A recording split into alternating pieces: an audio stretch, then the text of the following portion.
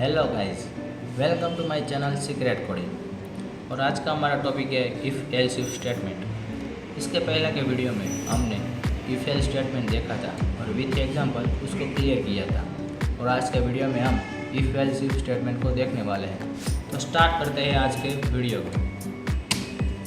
If else if statement is use multiple condition. हम multiple condition को use करने के लिए इफ़ एल्स इफ स्टेटमेंट को यूज़ करते हैं। फॉर एग्जांपल हमें दो या दो से ज़्यादा कंडीशन को एग्जीक्यूट करनी है अपने प्रोग्राम में, तो उस टाइम पर हम इफ़ एल्स इफ स्टेटमेंट को यूज़ करते हैं। If else if statement is similar to switch case. If else if statement और स्विच केस दोनों सिमिलर है, एक जैसे हैं। और स्विच केस हम अगले वीडियो में देखने वाले हैं। इफ़ एल्स इफ स्टेटमेंट के सिंटैक्स, जिसमें सबसे पहले इफ़ और उसके अंदर इफ़ की कंडीशन लिखी जाती है और उसके ब्रैकेट में हम इफ़ का कोड एग्जीक्यूट करते हैं। उसके बाद आता है एल्स इफ, जिसमें दूसरी कंडीशन लिखते हैं और उसके अंदर एल्स इफ की कंडीशन लिखी जाती है। और थर्ड है एल्स इफ, जिसमें हमारी तीसरी कंडीशन लिखी जाती है और हमारा तीसरा कोड एग्जीक्यूट किया जाता है। और लास्ट में आता है एल्स डिफ़ॉल्ट। अगर ये तीनों में से कोई भी वैल्यू यूज़र के वैल्यू से मैच नहीं होगी तो एल्स वाला कोड एग्जीक्यूट हो जाएगा।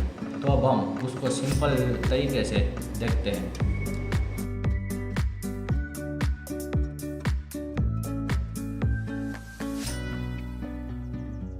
तो सबसे पहले हमारा ये प्रोग्राम, उसके अंदर हमने इफ़ एल्स इफ और ये एल्स, ये चार कंडीशन ले ली है। और यहाँ से यूज़र हमारे उसकी वैल्यू एंटर करेगा।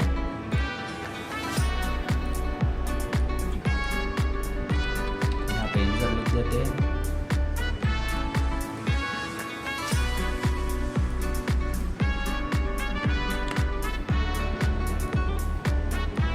और ये हमारी इफ कंडीशन है,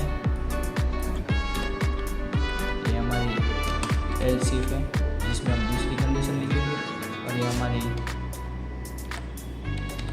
दूसरी एल्स इफ है जिसमें हम तीसरी कंडीशन लिखेंगे। और ये हमारी डिफ़ॉल्ट कंडीशन है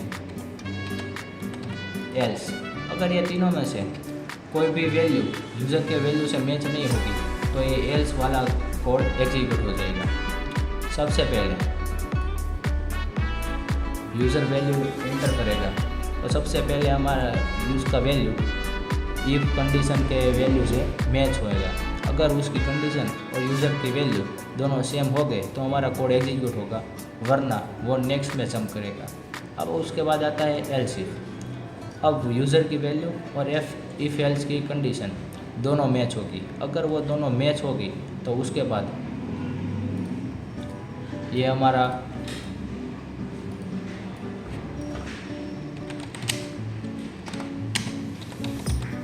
कोड एग्जीक्यूट है।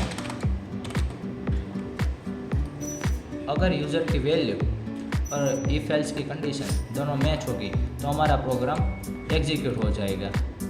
यहाँ से हमारा प्रोग्राम एग्जीक्यूट हो जाएगा। बल्कि हमारा प्रोग्राम एग्जीक्यूट नहीं होगा, ये दोनों वैल्यू सेम टू सेम नहीं होगी तो एल्स इफ से वो दूसरी एल्स इफ में जंप करेगी। अब यहाँ से हमारा प्रोग्राम यहाँ आया है। अब ये एल्स इफ और हम यूज़र की वैल्यू दोनों मैच होगी। अगर वो दोनों मैच होगी तो यहाँ से प्रोग्राम हमारा एग्जीक्यूट हो जाएगा और यहाँ से हमारा कोड एग्जीक्यूट हो जाएगा। अगर यूज़र की वैल्यू और एल्स इफ की कंडीशन दोनों सेम टू सेम नहीं होगी तो हमारा कोड फिर से नेक्स्ट मूव में जाएगा।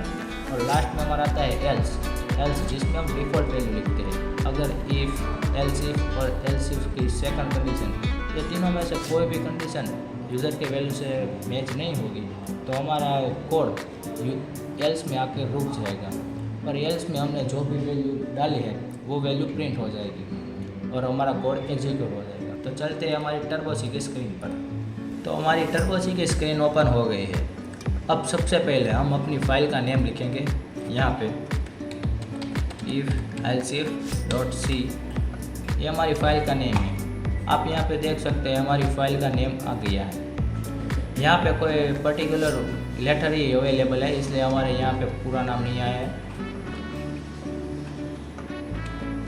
अब स्टार्ट करते हैं हमारा प्रोग्राम। सबसे पहले दो हेडर फाइल लिखी जाती है, जिसमें से पहली है stdio.h और हमारी सेकंड हेडर फाइल है include.h।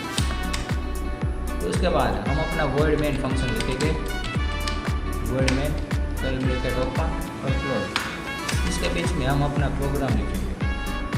तो स्टार्ट करते हैं हमारा। हम सबसे पहले तो हम यहाँ पे एग्जांपल लेते हैं स्टूडेंट के मार्क्स का। तो हमें कोई भी स्टूडेंट के रिज़ल्ट के बारे में प्रोग्राम लिखना है तो हम कैसा लिखते हैं। मान लो कोई भी स्टूडेंट का रिज़ल्ट 90 अप आया है तो उसको A ग्रेड दिया जाएगा। 18 या 19 के बीच होगा तो उसको B ग्रेड दिया जाएगा। 70 से 80 तक होगा तो उसको C ग्रेड दिया जाएगा। ऐसे हम 3 ग्रेड देंगे अपने स्टूडेंट को, और उससे कम आया होगा तो उसको हम फेल डिक्लेयर करेंगे। ऐसा सब कुछ हम ये प्रोग्राम में देने वाले हैं। तो स्टार्ट करते हैं हमारा प्रोग्राम। सबसे पहले हम यहाँ पर इंटीजर रिज़ल्ट ले लेते हैं, यहाँ मार्क ले लेते हैं, रिज़ल्ट नहीं मार्क्स। ये हमने डेटा टाइप बनाया है, डेटा टाइप इंटीजर है और हमारा वेरिएबल मार्क्स है। उसके बाद CLR SCR इसका यूज़ हम क्यों करते हैं। पिछले प्रोग्राम की वैल्यू नए प्रोग्राम में एंटर ना हो जाए इसलिए हम CLR SCR का यूज़ करते हैं। तो अब सबसे पहले हम यूज़र के पास से इनपुट लेंगे कि यूज़र को किस मार्क्स वाले बच्चे की कौन सा रिज़ल्ट आया है वो देखना है। तो हम यूज़र के पास से इनपुट लेंगे, इसमें सबसे पहले printf enter your marks।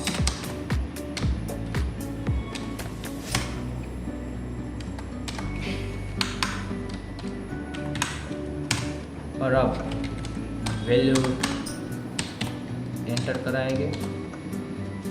हमने सिंपली यहाँ पे इंटीजर टाइप का डेटा टाइप लिया है, इसलिए हम यहाँ पे %t का यूज़ करेंगे। अगर यहाँ पे हमने फ्लोट टाइप का डेटा टाइप लिया होगा तो हम %f डिफाइन कर दे, और यहाँ पे हमने कैरेक्टर टाइप का डेटा लिया होता है तो हम यहाँ पे %c डिक्लेयर कर दें। बेसिकली यहाँ पे इंटीजर है तो हम यहाँ पे d लिखेंगे। और अब ये वैल्यू कहाँ से प्रिंट करनी है, किस वेरिएबल की वैल्यू यहाँ पे प्रिंट होनी चाहिए, ये देखने के लिए उसका एड्रेस यहाँ पे देना पड़ेगा। अब हम यहाँ पे एंटर योर मार्क्स, ये किस वेरिएबल के लिए पूछ रहे हैं, ये तो हम मार्क्स के लिए पूछ रहे हैं, तो हम यहाँ पे लिखना पड़ेगा एंड मार्क्स। हमने यहाँ भी एड्रेस दे दिया है। और अब हमारे यूज़र की वैल्यू हमने ले ली है। अब हमें कंडीशन चेक करनी है कि ये यूज़र की वैल्यू, यूज़र जो वैल्यू डालेगा वो किस कंडीशन से मैच होगी। तो सबसे पहले लिखते हैं इफ़। अब हम यहाँ पे अपना इफ़ स्टेटमेंट लिखेंगे, इफ़, और उसके ब्रैकेट में हम अपनी पहली कंडीशन लिखेंगे। अब सबसे पहले इफ़ में ये कंडीशन लिखनी है कि अगर यूज़र के मार्क्स 90 से बढ़कर होगी तो उसको A ग्रेड मिलेगा। तो यहाँ पे लिखते हैं marks greater than equal to 90। हमारे मार्क्स 90 और 90 से बढ़कर हो गए। यहाँ पे एंड लिखते हैं, ये हमारा लॉजिकल ऑपरेटर है। और हमारे marks less than equal to 100। हमारे यूज़र के मार्क्स 90 से अप और 100 से कम हो गए तो क्या प्रिंट होना चाहिए। यहाँ पे कर्ली ब्रैकेट ओपन क्लोज, इसके बीच में हम कोड लिखेंगे कि ये वैल्यू हो और ये कंडीशन ट्रू हो तो क्या प्रिंट होना चाहिए। हम यहाँ पे लिखते हैं printf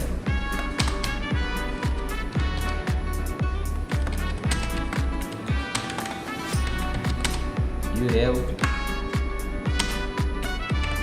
a grade।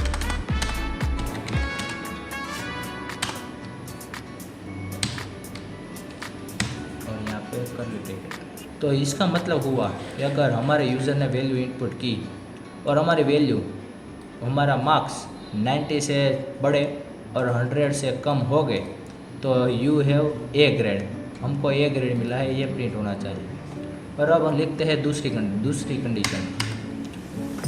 सेकंड है एल्स इफ। अब यहाँ पे हम दूसरी कंडीशन लिखेंगे कि हम दूसरी कंडीशन में क्या डालना चाहते हैं। यहाँ पे डालते हैं marks greater than equal to 75।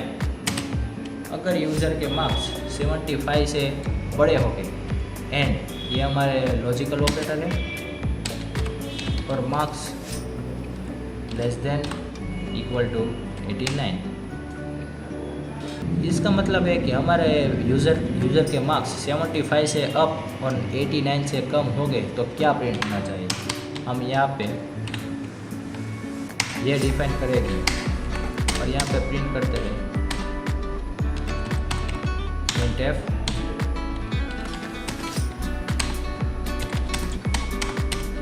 you have B grade।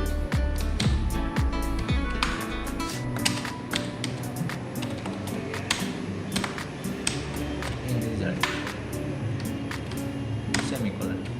ये हमने दूसरी कंडीशन लिख दी है। इसका मतलब है कि हमारे यूज़र के मार्क्स 75 से बड़े और 89 से कम हो गए तो you have B grade in result में तुम्हारा बी ग्रेड आया, ये हम प्रिंट करेंगे।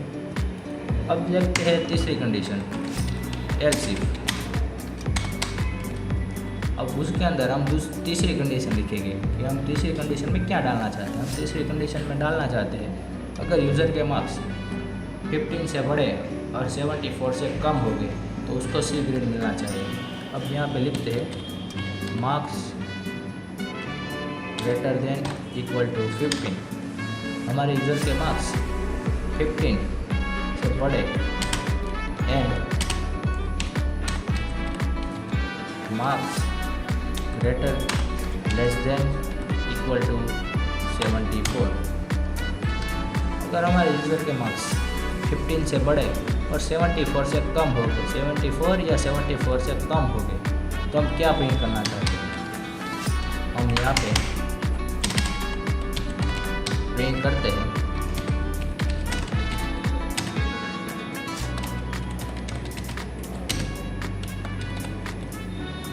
ये सी ग्रेडिंग रिजल्ट। ये हमारी तीसरी कंडीशन थी। और लास्ट में आती है एल्स। अगर ये तीनों में से यूज़र की वैल्यू कोई भी नहीं होगी तो क्या प्रिंट होना चाहिए। हम डाल देते हैं यहाँ पे एल्स और उसके अंदर हम प्रिंट करते हैं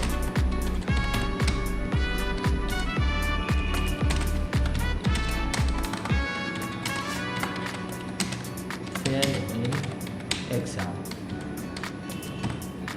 अगर इसमें से ये पहले तीन में से कोई भी कंडीशन ट्रू नहीं होगी तो हमारी लास्ट वाली कंडीशन एग्जीक्यूट हो जाएगी, you have fail in exam. तो अब हमारा प्रोग्राम पूरा कंप्लीट हो गया है। अब हम उसमें लास्ट में रिटर्न टाइप दे देंगे गेट ch। अब हमारा प्रोग्राम कंपाइल हो, अब हमारा प्रोग्राम कंप्लीट हो गया है और लास्ट में हम उसका रिटर्न टाइप दे देंगे गेट ch सेमीकोलन। आप देख सकते हैं हमने अपना प्रोग्राम कंप्लीट कर लिया है। अब मैं फिर से इसका स्ट्रक्चर बता देता हूँ आपको। हमने इंटीजर लिया, इंटीजर मार्क्स, ये हमने डेटा टाइप लिया है।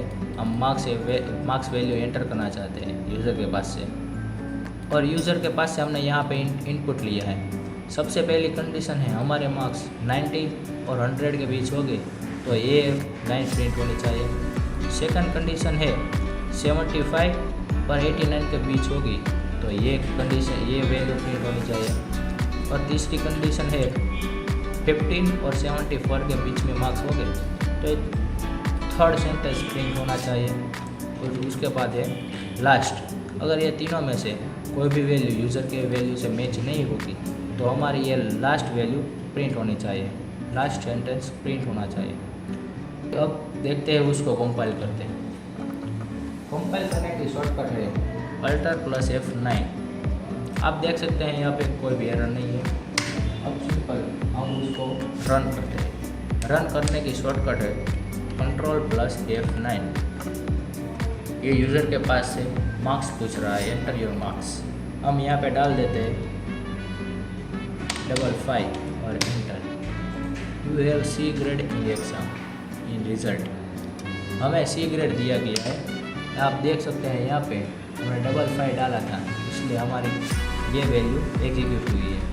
अब फिर से हमारे प्रोग्राम को रन करते हैं, Ctrl+F9 और यहाँ पे हम 49 डाल देते हैं। You have fail in exam. हमारी यहाँ पे ये तीनों में से पहले तीनों में से कोई भी कंडीशन ट्रू नहीं थी, इसलिए ये एल्स में गया है और एल्स में जाकर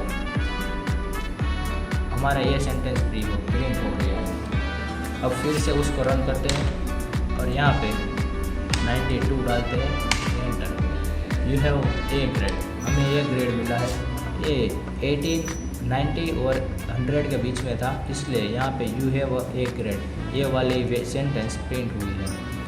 तो सिंपल में हम ये 3 या 4 कंडीशन देने के लिए इफ़ एल्स स्टेटमेंट का यूज़ करते हैं, इफ़ स्टेटमेंट का यूज़ करते हैं। तो आज के लिए बस इतना ही। अगर आपको हमारा ये वीडियो अच्छा लगे तो वीडियो को लाइक कीजिए, कमेंट कीजिए, शेयर कीजिए और हमारे चैनल को सब्सक्राइब जरूर कीजिए। Thank you guys for watching this video.